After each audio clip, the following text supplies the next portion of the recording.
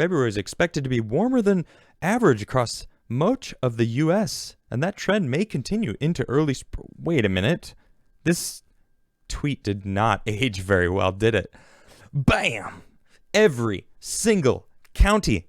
This is a once-in-a-generation winter event. Seriously, look at this. Every county in Texas is under a winter storm warning. Look at that. Never seen that.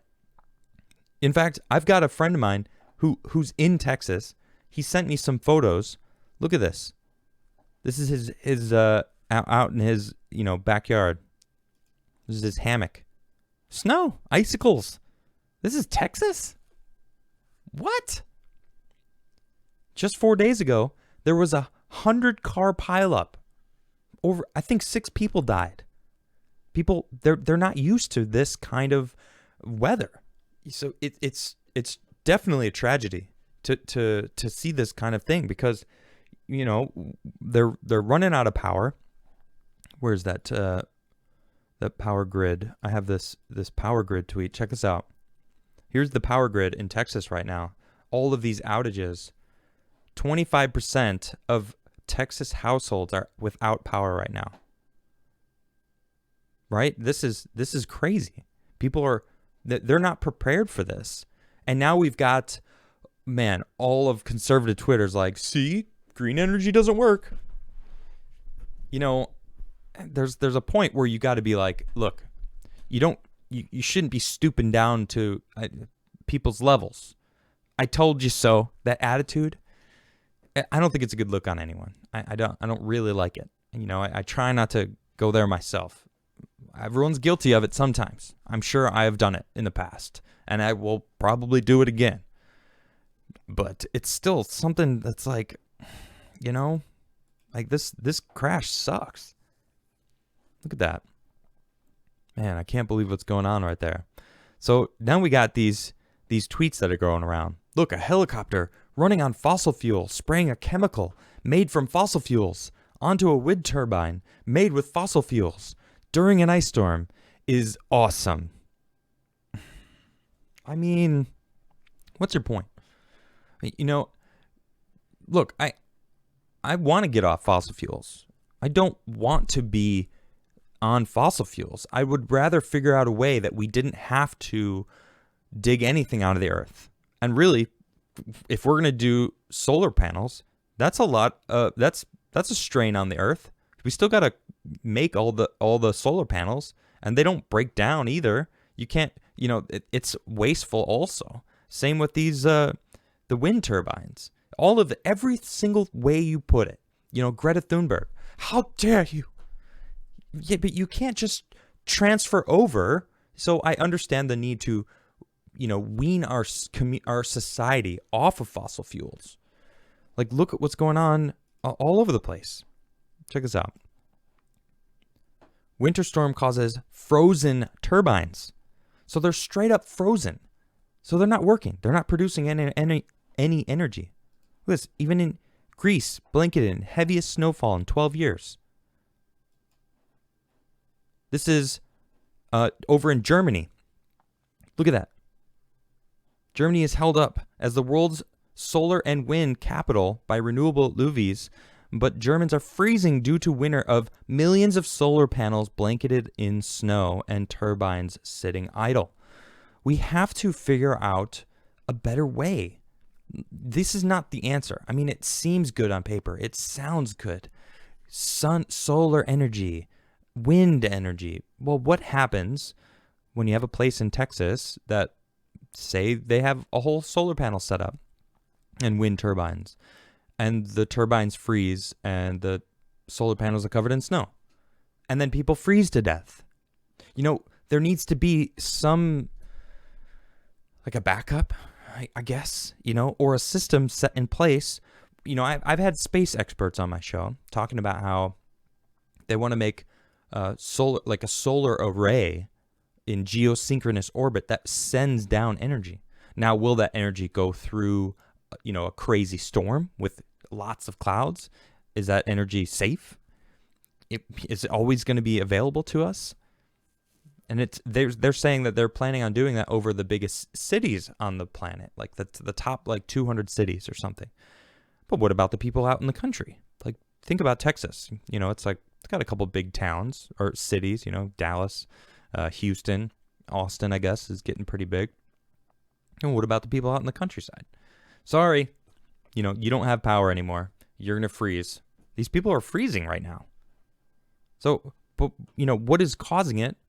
Is it global warming? Is it not global warming? It's this argument that people keep arguing about. Look, the world is getting warmer. There's no denying that. We're definitely messing up the biodiversity on this planet. Killing ecosystems off. The ocean itself is being slowly changed over the years. Like we are changing this planet. There's no denying that. I'm not trying to deny it. I know I see it happening. But then there's all these people that are like, well, climate change isn't real. Something's happening though, right? We're still, well, how is it getting, so people are explaining it with a polar vortex. Where is this? I got this article here. What is the polar vortex? Look at this. And how is it linked to climate change? This is an attempt to explain it all. Of course, this has a dope Chicago shot, my hometown right there. All right, so first, what is a polar vortex? As the name suggests, the polar vortex is found around the North Pole.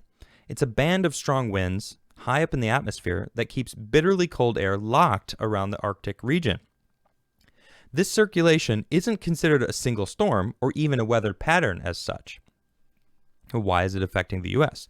Occasionally, the vortex can become distorted and meander far further south than normal.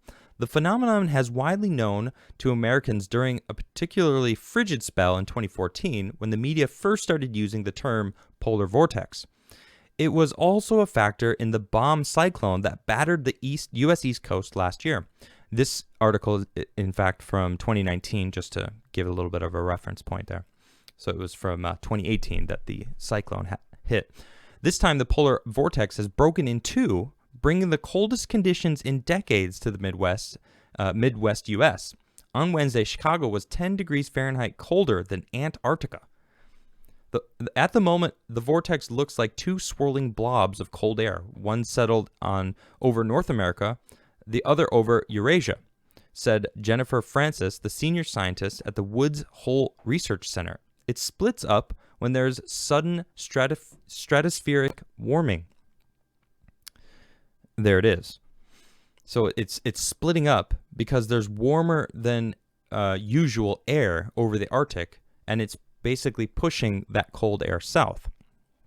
Here's a nice little one. The polar vortex is in an area of low pressure and extremely cold air that swirls over the Arctic. 2. Disturbances in the jet stream and the intrusion of warmer air can disturb this polar vortex, sending Arctic air south into the middle latitudes. Then masses of extremely cold air have plunged towards the interior of North America, and at least 90 million Americans could experience temperatures at or below zero. Now, when was the last time that Texas experienced a storm like this? I'm not even sure myself. I didn't find that information, but it is certainly something that we could look into. Because what is it a polar vortex? Is this something that's going on? Is it global warming?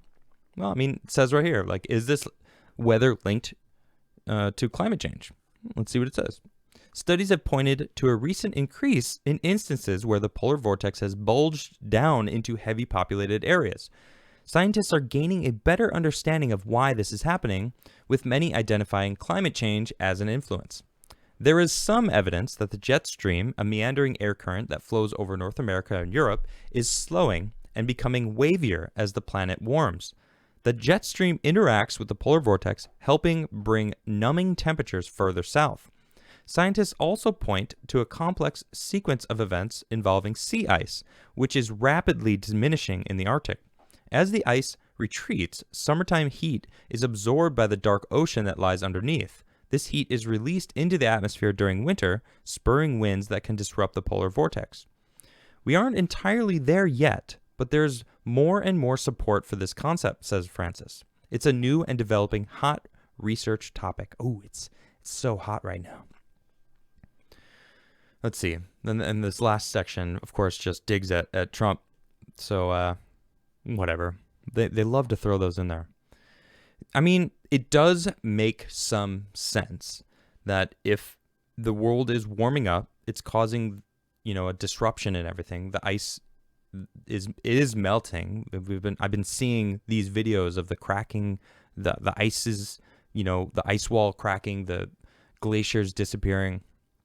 I actually was myself standing on a glacier in Alaska about maybe 12 years ago. And the guide was telling us about how 12 years prior to that, it was double the size, double. And they were saying how it's been receding like crazy. We actually had to fly in a helicopter to get to this.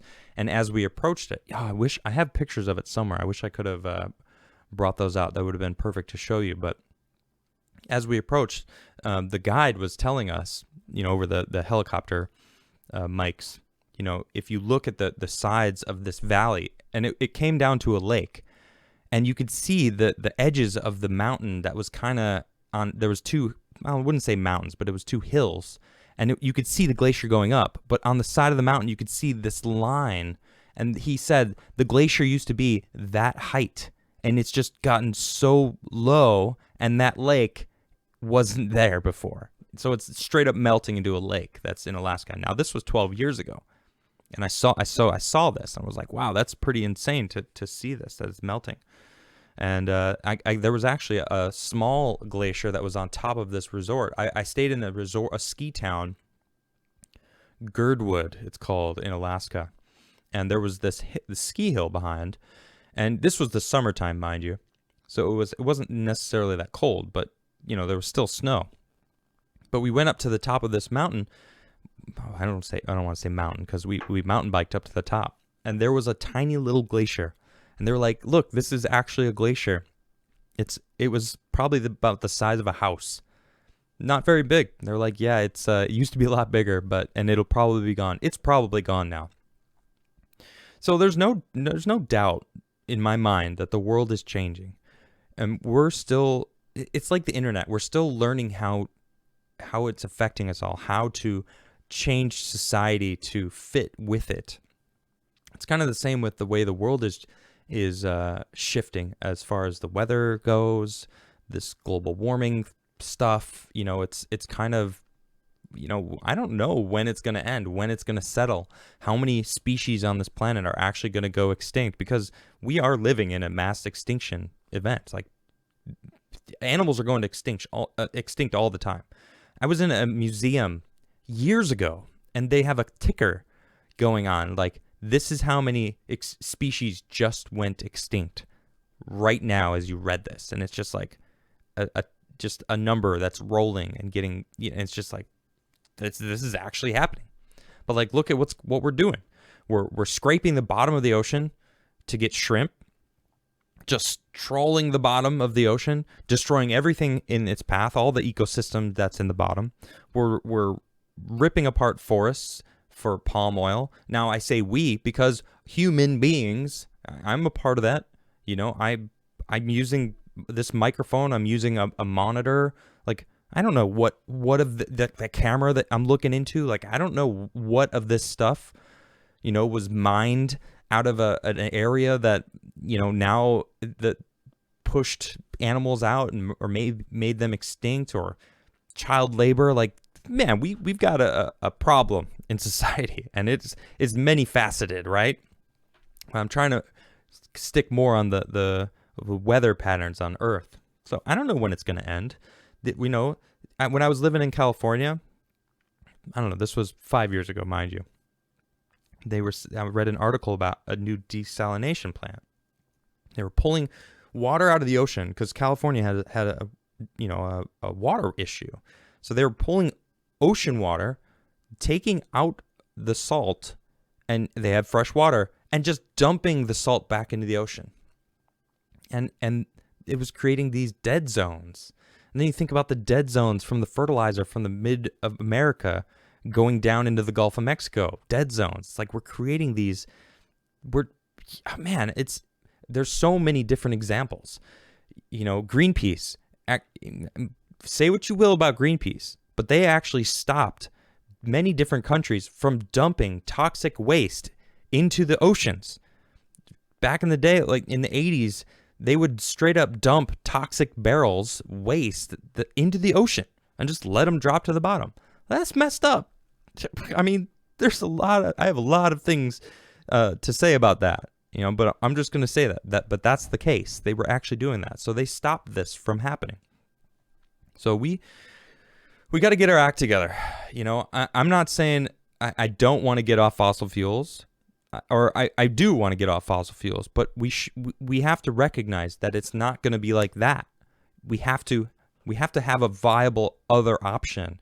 We have to have jobs for people to work on. Like Biden got rid of the pipeline, 70,000 jobs like that, just gone. I'm sure it's going to get worse. And then, of course, China, like Myanmar, there's a whole coup. Well, turns out there was an oil pipeline going through Myanmar to go to China. And it's like, when you really start looking at it all, it's all about oil. It's all about, the energy. That's really what it is. Energy. That's where the money's at. That's why Tesla got denied. JP Morgan said, hey, Tesla, how can I monetize this? Tesla's like, this is free energy. I'm literally sending out energy from his Wardcliffe coil. And they're like, whoa, no, we can't charge people for this. I can't make money. How can I monetize this? I have to monetize it. It's all about the money. We need to find a way to make energy for everyone lucrative.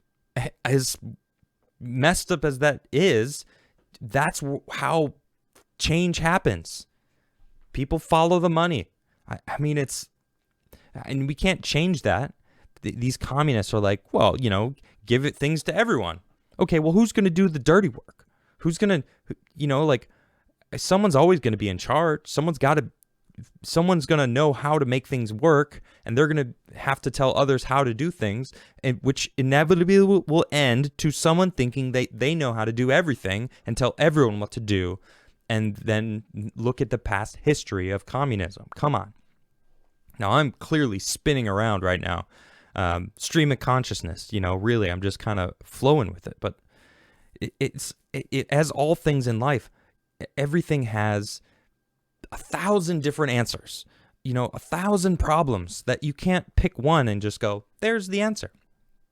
We have to cumulatively all shift in the right direction. And right now, all I see is battling. People are just battling each other. And we have to figure out how to end that because it's ridiculous.